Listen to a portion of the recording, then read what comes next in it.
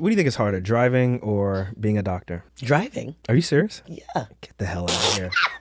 You got to pay attention to so many things at the same time. Honestly, you really think, are you basically... Of course, being a doctor is hard. I can't see most people allowing artificial intelligence like that to make medical decisions. You would be surprised, Nii. Would you be cool with artificial intelligence making decisions like that? I'm not comfortable with you driving with Right, that's what I'm artificial saying. intelligence. So, no. All right, everyone. Welcome back to another episode of Docs Outside the Box. Remember, this is the podcast where we're fusing money, medicine, and pop culture. I'm your host, Dr. Nii, joined by my co-host, Dr. Renée, permanent co-host, baby. Permanent. I didn't say permanent. I just said co-host right now. No, Everything is tentative still. No. Rewind that back, Alfred. Dr. Renée, who is the co-host of the show. Yes. As well as not the temporary co-host anymore. Not anymore. Put an asterisk on that, boy. Thank you very much, Alfred. Thank you so much. How you doing? I'm doing good. What's new? A lot of new things on your end. Not much on my end. I'm going back to work tomorrow for locums. But what's up with you? You did a really important talk with one of the osteopathic medical schools. You want to tell us a little bit about that? Yeah. So I virtually flew out to Idaho, actually, and did a talk. I was invited to the DEI retreat, Diversity, Equity, and Inclusion retreat. DEI. Yeah, DEI. Buzzword. For Idaho College of Osteopathic Medicine. And I actually kicked off the retreat as their keynote. And I talked about... Did they go to like a forest? Every time I think about retreats, it's like they go to like some like forest and some cabin. Like, do a trust circle. Everybody, let's... Belay on. No. Trust go backwards. No. Y'all better catch me. All right? No, it was in a conference room. Okay. And I was virtual, like I said. But essentially, I talked about DEI with respect to professionalism, right? Because a lot of times we talk about DEI and people are like, well, I'm really uncomfortable with it because, their belief systems don't necessarily mesh with the belief systems of other people. And, oh my God, somebody going to think I'm a racist? Is somebody going to think I'm a bigot? Is somebody going to think I'm a sexist or whatever? So, people get really uncomfortable with those conversations. And the reality is that if you consider yourself a professional, then you should be willing to embrace DEI efforts. Well, that's great. Was it received well? It was received well. Yeah. So, you did this in my office where we record, and I noticed one thing that was different about my office. Folks who are watching on YouTube, you see this man right here? This is my North Star right here. This is Childish Gambino. Your North Star, really, Nii? This is just like how Martin had Do the Right Thing in his really and Martin, right? I got Childish Gambino right here. Where my poster, Gita? Where my poster that show people what to do?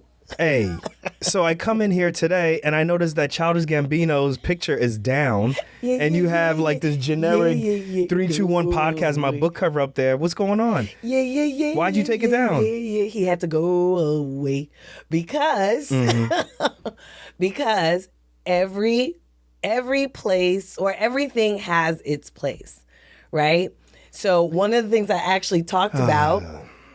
It was a professional environment. This is a professional picture. It was a professional environment, and I determined that was not the level of professionalism that I wanted to portray. So I even talked about something like this during my talk, and it was, listen, if I showed up as a preceptor to the clinic in a mini skirt and a sequins halter top, I think people would have a problem with that. Yeah, but that's not a sequence. This is... Well, I'm speaking I'm speaking at a medical school. Smoking a cigarette. Exactly. I'm speaking at a medical school. This is America. Okay, I get that. But this was not a pop culture talk. This was an academic discussion, an academic keynote CME presentation. given? I don't know if CME was giving Nii. Anyway, guys, Anyway. listen. She took my picture down. Listen, why don't you text us at 833-230-2860 for the folks who are listening on or watching on YouTube. What y'all think? This is professional, right? If you're listening on the podcast, you need to go to the YouTube channel, take a look at this, and tell me what you think. I think this is professional. I was actually disappointed that you took it down, but nonetheless, we're gonna move past that. So I think that's messed up. But anyway, I was hurt that you did that. I did the code switch. Yeah, you did the code switch. You did. You did. I sold out. Anyway, listen, since we're just talking about Textaful, which is the best way to keep in contact with us, remember, you can text us at 833-230-2860. Jamar knows how to use this. Jamar. That's what I'm talking about. Didn't Jamar write back? But we'll talk about that on a different one. Okay. But actually, Dr. Amy Swift Johnson, she's a family medicine doctor. Yes. She reached out to us on Textaful. Remember, all you have to do is text us at this number. It comes directly to our phones. Yeah. You know, it'll just show up while I'm operating. The nurse will read it. The circulator. Let me text Dr. Nii and let me know what's going on. Listen. And literally, I will respond to you while I'm operating. That don't make no sense. Why the circulator reading text messages from Dr. Nii from Docs Outside the Box? You don't have your circulator read your stuff? that doesn't. No. Okay, that's a joke, guys. If you text us, we'll know what's going on. So this Textaful is from Dr. Amy Swift Johnson. She says, just listen to the podcast about the student doctor that decided to leave medical school. That was last episode. Yeah. I love the episode. I currently am a physician who quote unquote left medicine, and I work for an insurance company. I'm also an associate professor at a medical school. I too wish that I had an opportunity to talk with this student before he made his decision. I wouldn't attempt to change his mind, but I would give him support in a different perspective. From listening to your podcast, I suspect his mental health was also an issue. Mm-hmm. I believe he had several options. At times, I have advised students to take time away for a year off to work on mental health and gain support. Yeah. He also has the option to change his medical school experience with fourth-year electives or changing medical schools. Great podcast. I have so much to say. Thank you. My name is Dr. Amy Swift Johnson, MD, and please don't have Renee as the permanent. That's it. Don't host. Say that. That's what she said. So it does not say that. That's what she wrote. But Dr. Amy Swift Johnson, thank you for texting us. We appreciate that. Hey guys, if you're not sure what we're talking about, go to our previous episode 343. Yeah. And in that episode, we did a show about student Dr. Asias, who is a medical student at Meharry. Mm-hmm. And he decided to step away from medicine because I believe it's Meharry. He never mentions the medical school, but I believe it might be it's Meharry from when I was looking up his article. He took time away from medical school, and he's finished with medical school because he just feels like there's this huge complex that, once you get into medical school and obviously go further down the line, that you could be a part of. And as a result, it devalues, individuality. It also, he believes, devalues, Black lives and so forth. So as a result, he decided, look, I'm out. I did my time. Somebody pulled the curtain and he realized the wizard was just a man. In that previous episode, we kind of discussed what we would say to him or not say to him. So this is what Dr. Johnson said she would do. Yeah. And I also want to say, we talked about the things that we would say to him. But in no way, shape, or form do we know whether or not he did actually have mentoring for his decision. He could have spoken to 10 people for all we know. We reached out to him. Don't know. We reached out to him, and I reached out to him on Twitter. I didn't get a response back. So if you're listening, Dr. Asias, hey, we want to talk to you and get a little bit more about your story. Come on the show. Let's chat. Let's rap a taste. Let's discuss what's going on. So hope everything is well with him. But also the thing that's really interesting, I don't think we talked about the previous episode. We kind of did some research on him and found out he's like a doc outside the box, so to speak. Yeah, He's absolutely. got some other nonprofits that he started, and he has a business. Yeah. He also has an accounting company that he has started also. So he's got some other things going on. He mentioned that actually in the Medium article. But, it's just really interesting to see, that, people just got other things going on in their lives. Yeah. And, I really hope that if anybody knows how to get in contact with him, reach out to us and let us know, because I definitely would like to talk to him about this. So awesome. So how about this? Why don't we take a break? When we get back, we're going to talk about the main topic of the show, which is artificial intelligence passes the USMLE Step 1, Step 2, and Step 3. What?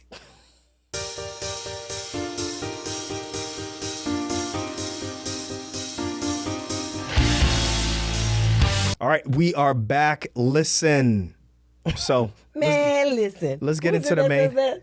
I don't know. Let's get into the main part of this episode, which is basically artificial intelligence passes USMLE step 1, step 2, and step 3. Yeah, boy. So I think that all over, pop culture, if you go on social media, people have been talking about this artificial intelligence, specifically this specific type of platform called ChatGPT. I don't know what GPT stands for, but it's called ChatGPT, and it's a large language model. Basically, it's artificial intelligence that you communicate with. It's a program. You go to the website or you download the software, and the way how you interact with it in a very natural language type of fashion. What's the weather going to be today? What if I had, appendicitis? How do I get treated? And it gives you answers back. The results come back in a natural language, or how natural language would be. Right.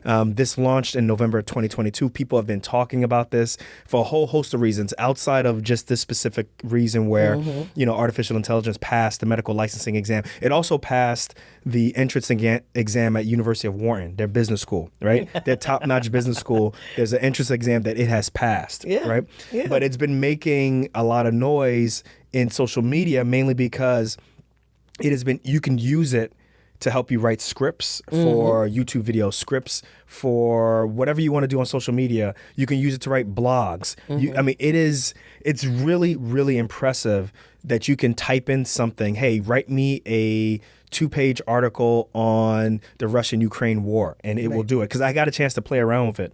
You can't use it anymore unless you have an account, because it's filled up. So many people are using it that it only gives a certain amount of tokens, and after that point they need to make more space, and after several months they'll let you know when you can get back on there. But basically this is artificial intelligence. The way how I look at it, for those who still are kind of like, I still don't get it, imagine basically a smarter version of Google search. Google search that is more than just smarter, it actually learns. Right? So you go to Google, you type in whatever you need to type in. Or like Alexa, even smarter than Alexa. Any of those search engines, right? You type that stuff in, and then it gives you, just different types of links to click on. This is different, right? You literally type in, hey, I think I have appendicitis, and it will give you a paragraph on how to diagnose yourself, what the current literature is out there on treatment, whether antibiotics versus surgery. And then it always will say, hey, you should consult with a physician. Right. It doesn't tell you how to do an appendectomy, but it says like... Well, it probably could. Well, no, it doesn't. It doesn't tell you that. It's not that... Did you ask it, what are the steps to an appendectomy? I didn't ask it that specifically. You should ask it and see if it can tell you. But it First, does do a tell you... timeout. But it does tell you that, hey, what... the information out there is either laparoscopic versus open. Yeah. You'd have to discuss and clarify with your surgeon and so forth, which is really impressive. So a lot of people are really impressed with what it can do. So let's talk specifically about what happened on this test, right? So if you go to USMLE step 1, it took USMLE step 2, the clinical knowledge one, and then it took USMLE 3. And actually the scores range from, for USMLE step 1, it actually went the lowest score, right? But it still passed. Right. CK, and then the third, USMLE 3, was the highest. And basically it performed at or near passing, which was anywhere between the high 50s and mid 60%, right? Okay. For all 3 exams, without what they say is specialized training. And this also demonstrated a high level of concordance and insight in explanations. So what that means is when it gave you an answer, it could give you explanations and find research and find sources. That it didn't just answer the question right. Right. It would give you an answer, and it made sense. A justification for the answer. So what they did is, once they looked at the test, they had 2 regular people, or 2 test takers, or 2, not test takers, but people who write the exam, or affiliated with writing the exam, so to speak, like a right? reviewer. They went and they looked and they said, yeah, this is legit. This is legit. Imagine if it had studied. That thing that I don't understand is I don't understand what without specialized training means. Because they have, so this is not the first type of artificial intelligence platform, right? They have actually something called PubMed GPT. They have a whole bunch of different types of GPTs. These are basically chatbots. These are search engines. These are artificial intelligence that have very specific information, possibly in medical training. There's others that have training in another source, and they are really good at garnering information at that. And obviously, it can take this test. Do you know how they administered the test? Did they say how the test was administered? So they described it as. Right now for the specifics of this show, I don't remember specifically, but they gave it regular multiple choice questions. Okay. That's what I mean. They also gave it like what they call like open-ended questions or open form questions. I don't know what that means specifically. You can I'll put the link, Carla, if you can put the link in the show notes. Yeah. And it has the direct link, and they'll tell you how they did it. It's like a 20-page article.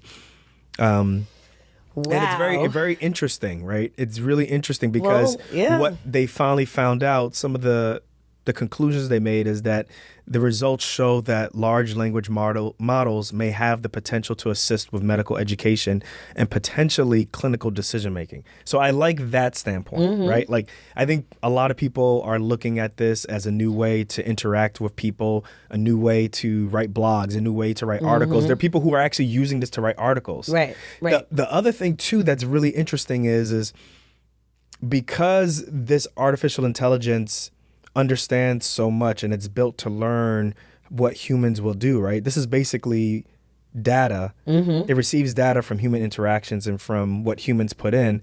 And the question is, well, can you eventually just do studies based off of this artificial intelligence? Do you need to do studies anymore? You mean with actual people? Right. Like the normal studies that we do, is that necessary?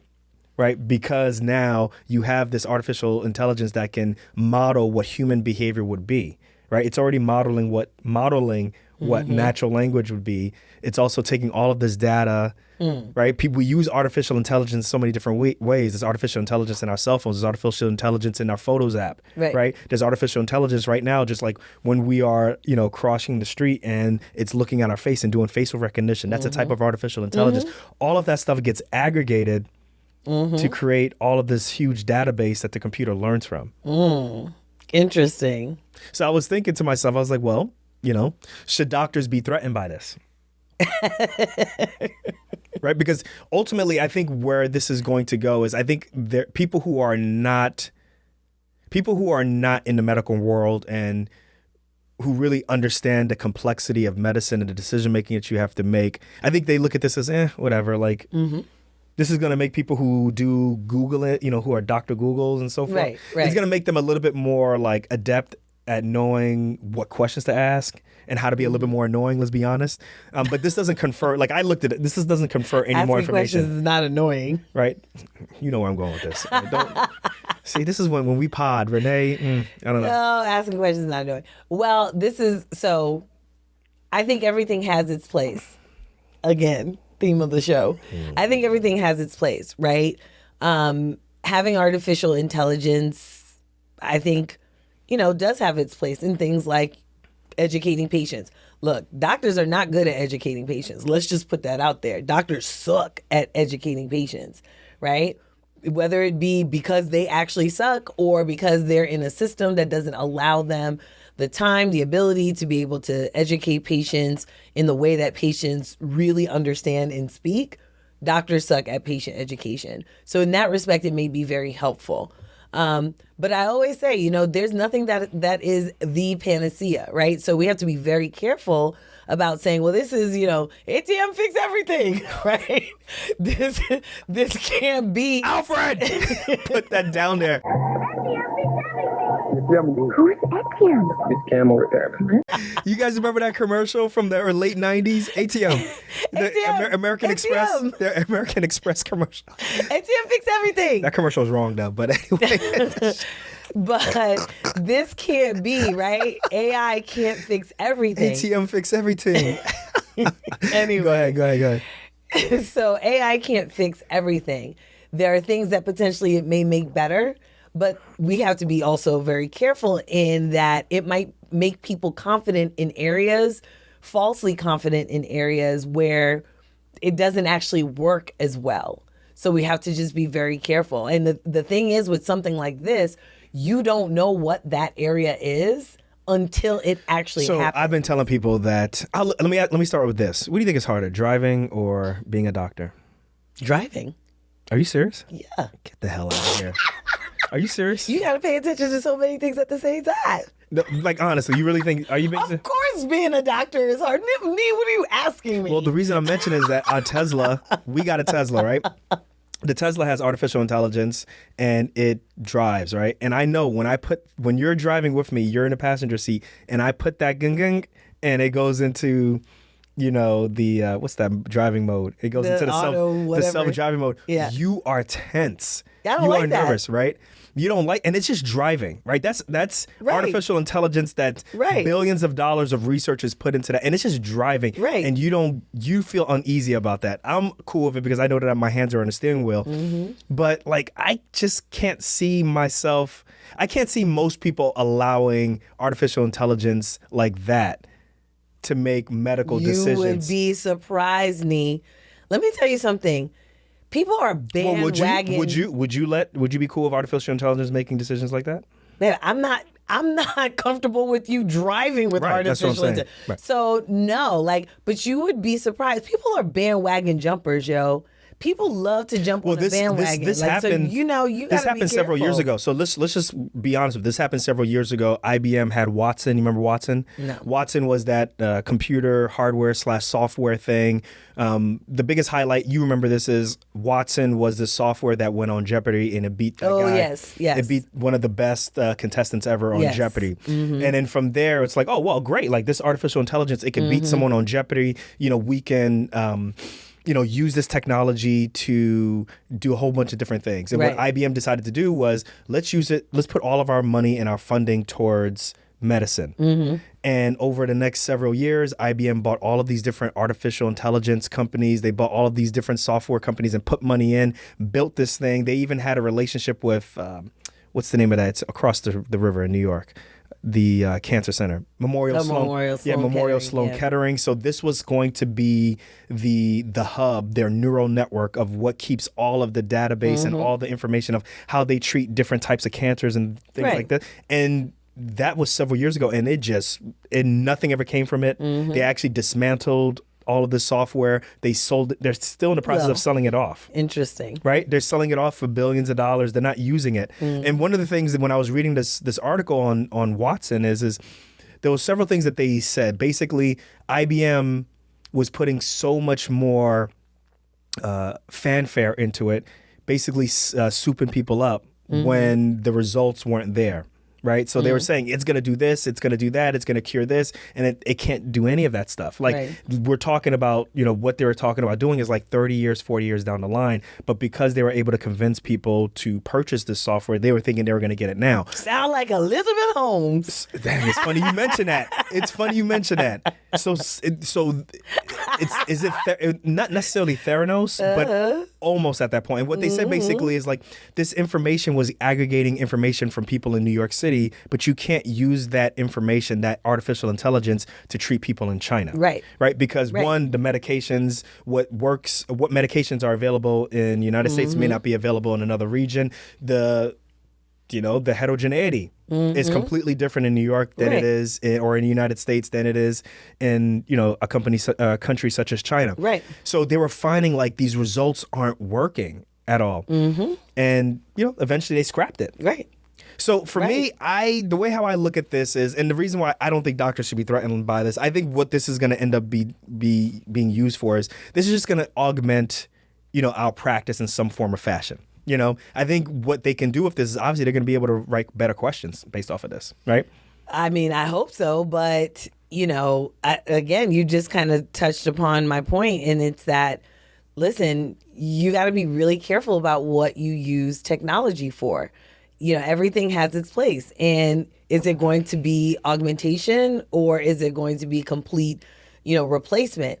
those are, there's a fine line between that. And you also have to make sure that even if it's augmentation, that people are using it correctly. Which leads me to my next point. So I'm really glad. You're really good. You're excellent with this segues Well, in this episode. because, I always think of the worst and hope for the best. But that's the issue right now, which is we don't operate, as physicians, we don't operate in a vacuum. So what we're saying is the ills that, bother the rest of the world also shows its ugly face in medicine also. Absolutely. Whatever it may be. Sexism, racism, nepotism, whatever it may be. Yep. So there's real life examples of actual discrimination in artificial intelligence. Remember, I think one of the things that a lot of people hope for, at least in Silicon Valley, is that, okay, well, if we leave it to the computers, they will make decisions that don't have any bias whatsoever. Right. But garbage in is going to be garbage out, which means that if someone is programming something and already has natural human biases of whatever they may feel about women, whatever they may feel about whoever it may be, that is going to play out on the computer system. Exactly. You may not be able to see it, and you may not be able to blame someone specifically, but yes, you can. Well, but you get what I'm saying. The whole goal is that when it's in artificial intelligence, you don't blame a person, you blame the system, and it's like, well, a person created the system. Well, of course, right? So I'm going to put in just because it's the show what notes. Is it? I's and O's or whatever it is, ones and zeros or whatever the hell the thing is. Just because it's a bunch of ones and zeros doesn't necessarily mean that you can't program in bias. There was, I think I was... Well, hold on. Let me finish my point. So in the American healthcare system, they found out there was an artificial intelligence program. You remember this is probably several years ago, where they found that there was this AI system that was supposed to be using what they call non-representative data, right, to determine if there was a certain subset of people who had higher healthcare expenditures for their care, this program was going to direct them into this new program that a lot of these insurance companies would have, where you would be hooked up with like a concierge type person, and they would help, provide some very personalized care, which overall would decrease the care.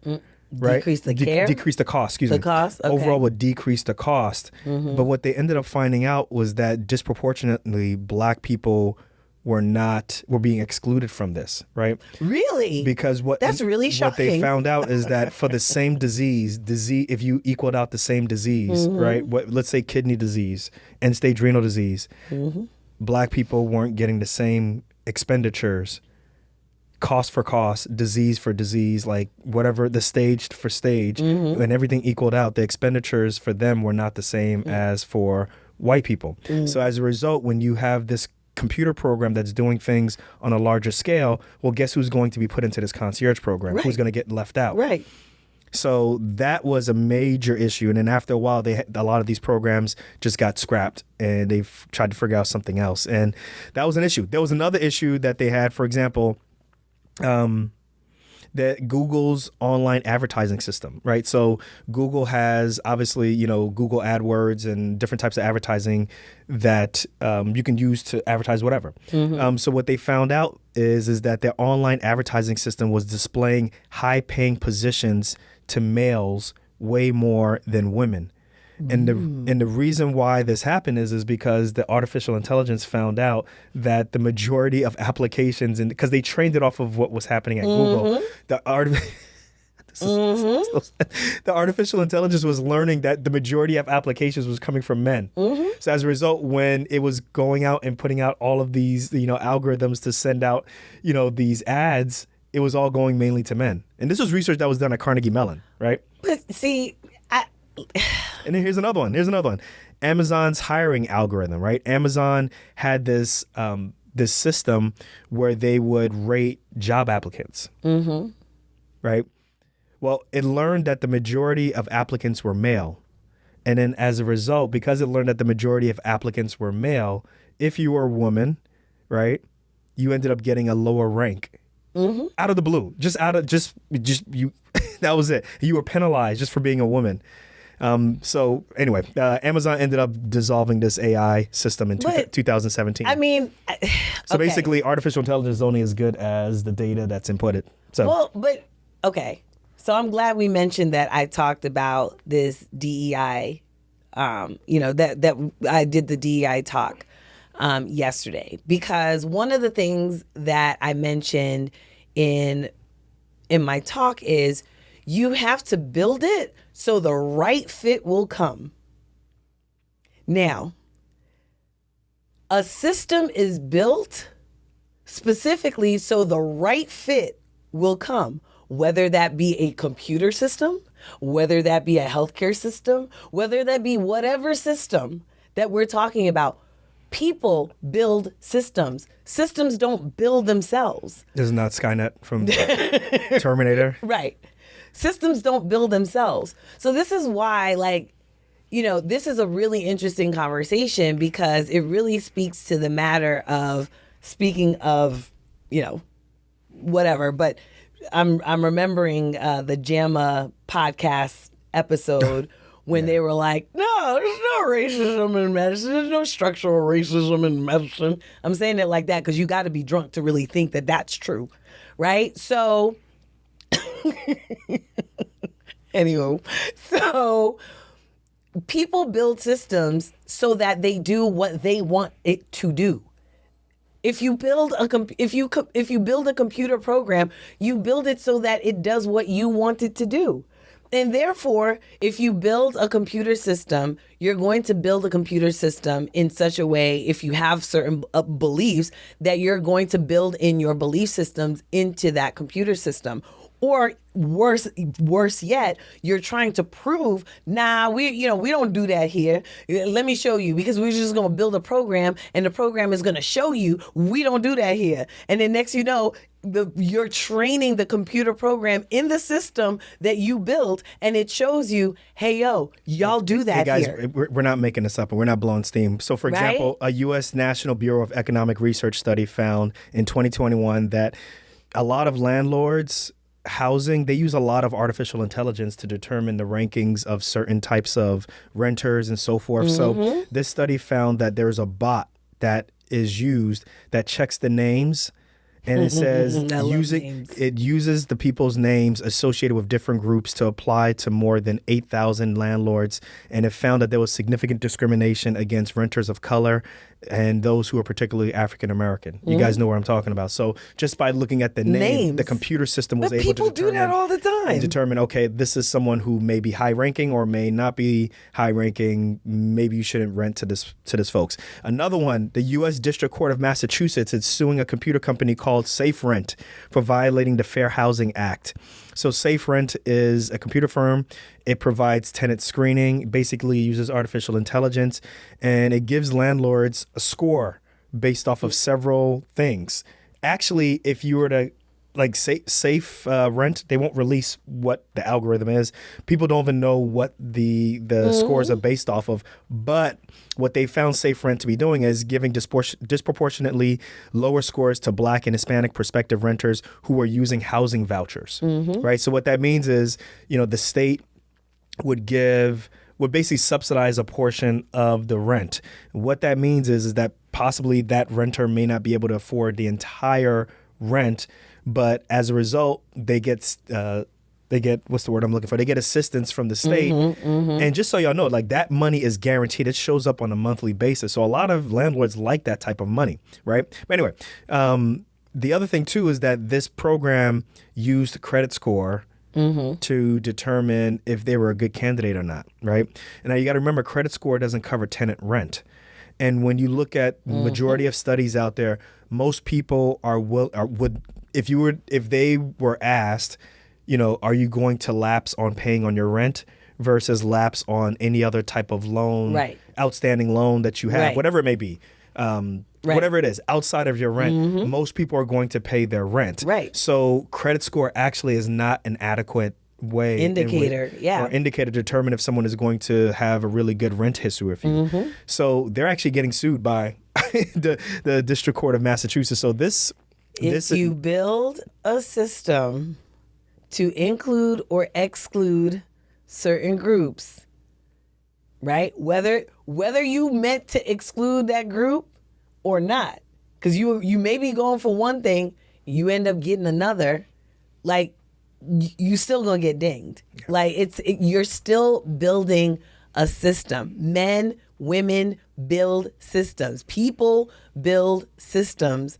And oftentimes our belief systems are what we build into the systems that we create. So for people to go, yeah, but it's a computer program. Like, well, the dummy, who building a computer program? Yeah, there's bias. Like, that's obviously, stupid. That's obviously such a there's stupid bias. thing to say. Obviously, there's bias that's involved in this. So Right. Let's wrap this up. Basically, I just have 2 points. I don't know. Do you have anything else you want to say about this? Well, I did want to mention the whole USMLE and the AI, whatever.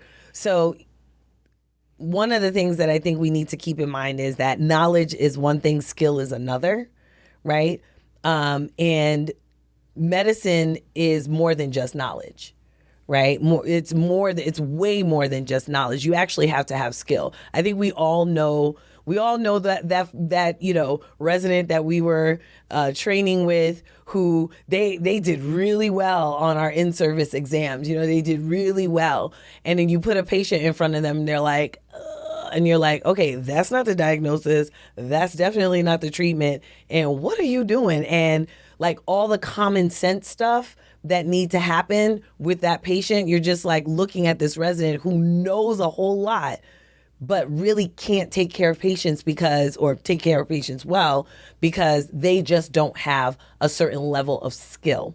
And that's the hard part about medicine. And I Right. think that is the part that I don't care what you say. I think in 20 years, 30 years, I don't think it's even going to get to that point. I don't think artificial intelligence will ever be able to understand the skill of medicine. No. And I think that leads to that's like my second point. So I'm just going to jump into it. So I think medicine is hard. Basically what you're saying, medicine is hard. Yeah. And I think ultimately what this test shows is it shines a light, and you see all the roaches going in all these different ways, because that test actually shows a little bit of the secrets, dirty secrets about how we is that the way in which we should be adequately evaluated?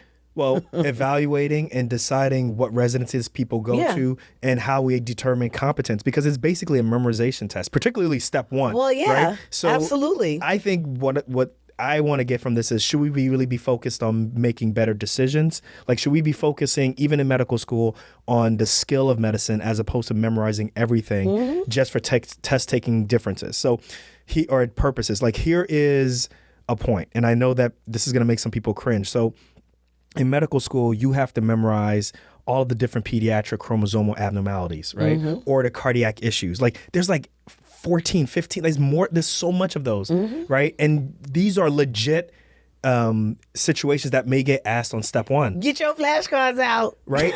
But the question is that really important? Like, if you go into general surgery, or if you go into whatever it may be, like, do you need to memorize all of that stuff? Right?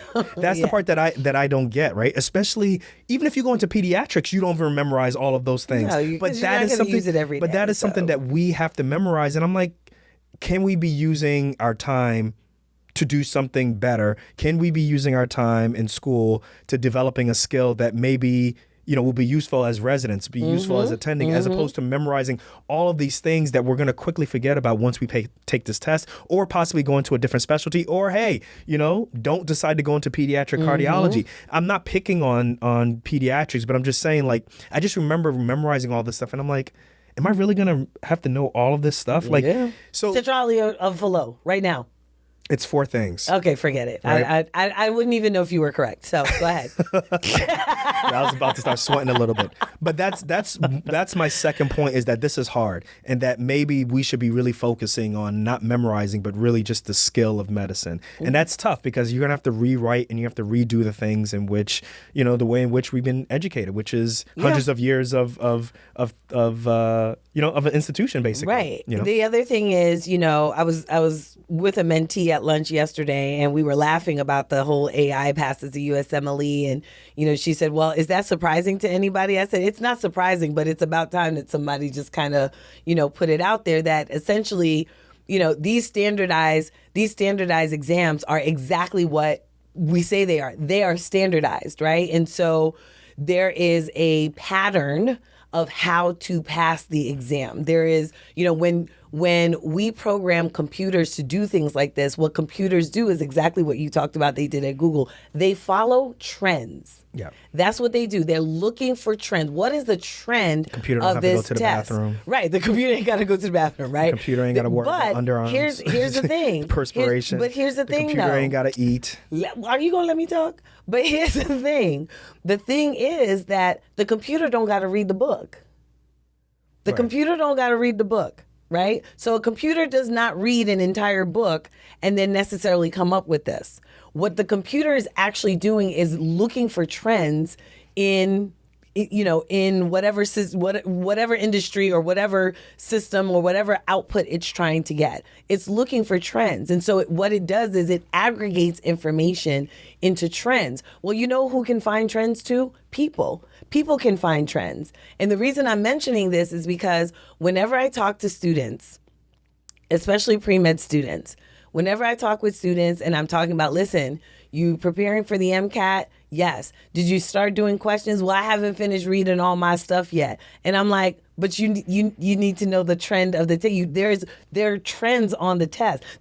Look, biology, chemistry, organic, and physics ain't changed in how many hundreds of years. Yeah. So they can only ask you the same question a different way, so many different ways, right? Like, there are trends to the test. USMLE especially, right? The medical exams that we take, there are just so many ways how many ways can you ask me, should you do a pregnancy test first on this patient? That was my first, come on. that's actually my first point, which is, do we have anything to worry about in medicine? Like, is this going to change the way in which we practice medicine, like dramatically? I say no.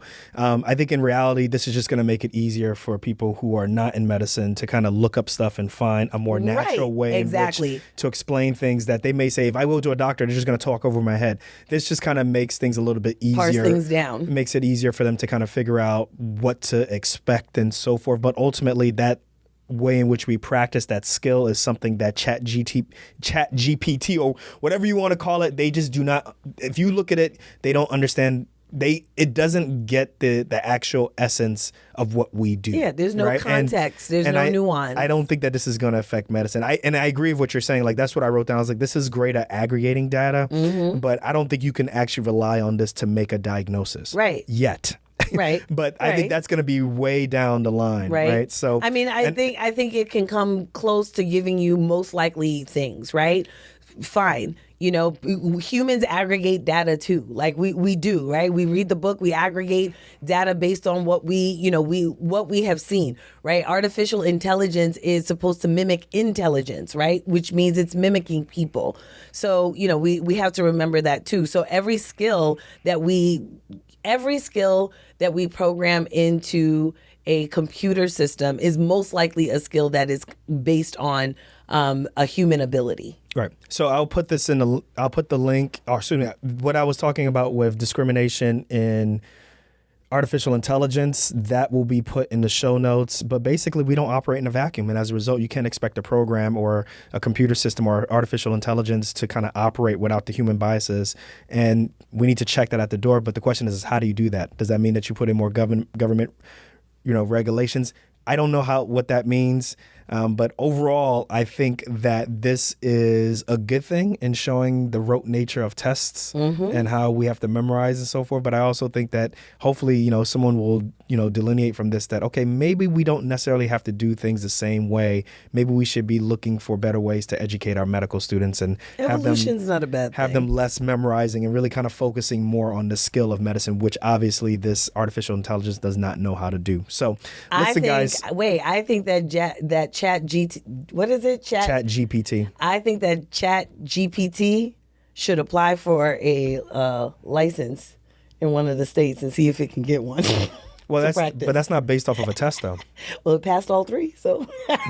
Well, listen, guys, make sure you text us at 833-230-2860.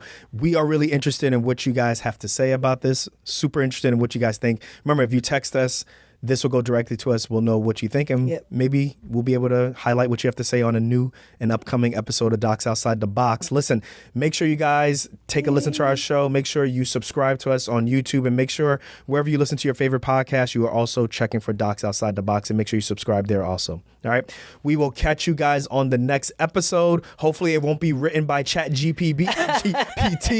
All right. This is going to be a natural episode. We don't use none of that artificial intelligence stuff here. And anything else you want to say? For now. For now. All right, y'all. We'll catch you on the next episode. Peace. Peace.